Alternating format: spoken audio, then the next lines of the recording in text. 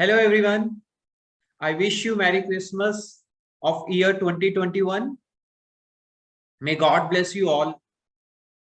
So friends, जैसे हम जानते हैं कि 1 जनवरी 2022 से आईटीसी मैचिंग प्रोविजन में एक मेजर अमेंडमेंट जो गवर्नमेंट ने फाइनेंस एक्ट 2021 में प्रपोज किया था वो इफेक्ट में आएगा.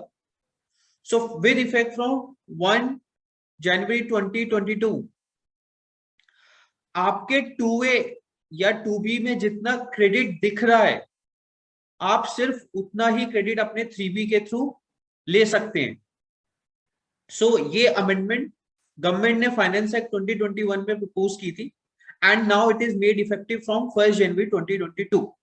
सो द पॉइंट इज कि with effect from 1 January 2022 you can only avail the credit which is reflecting in 2A or 2B of the recipient.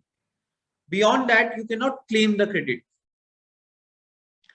Now, friends, आप कहेंगे कि ये अमेंडमेंट तो ऑलरेडी 36(4) के थ्रू चल रही थी, तो इस सेक्शन को लाने की क्या जरूरत थी? So now, if you see, let's discuss the journey of this matching provision. So, the journey of matching provisions are divided into 3 parts. So if you see that 1 जुलाई 2017 से 8 सितंबर 2019 तक जीएसटी लॉ के अंदर कोई भी मैचिंग प्रोविजन इफेक्टिव नहीं था. Rule section 42, section 43, although they are in the act, but क्योंकि GSTR 2 और जीएसटीआर 3 इफेक्ट में नहीं थे, so both the sections are non workable.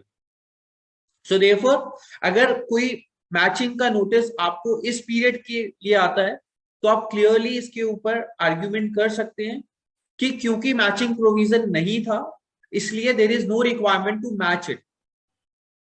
अब क्वेश्चन आता है 9 अक्टूबर 2019 से 31 दिसंबर 2021, 9 अक्टूबर 2019 को रूल 36(4) इंसर्ट किया गया जिसके अकॉर्डिंग आप अपने 3B के अंदर क्रेडिट 120% और 110% और नाउ 105% जो आपके 2A में दिख रहा है उतना आप क्रेडिट ले सकते थे. लेकिन फ्रेंड्स, रूल 36(4) के ऊपर भी बहुत सारे डिस्प्यूट्स थे.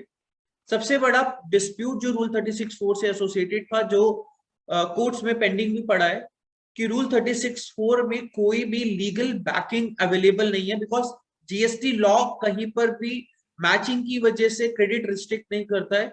सो rule 36(4) in isolation can not restrict the credit. There is a section 43A under the law which says कि government will provide the procedure for availing the credit, but it does not allow the government to make a rules for matching of the credit.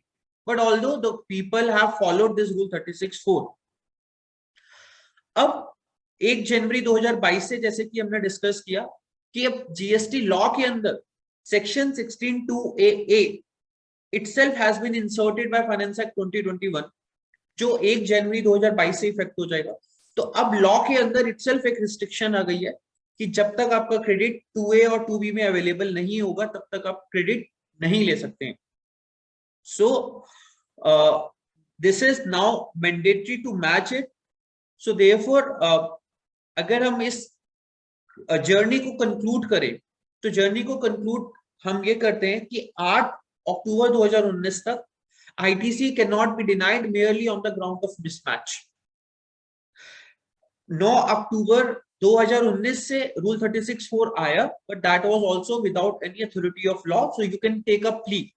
But now with effect from 1 January 2022, the matching is mandatory.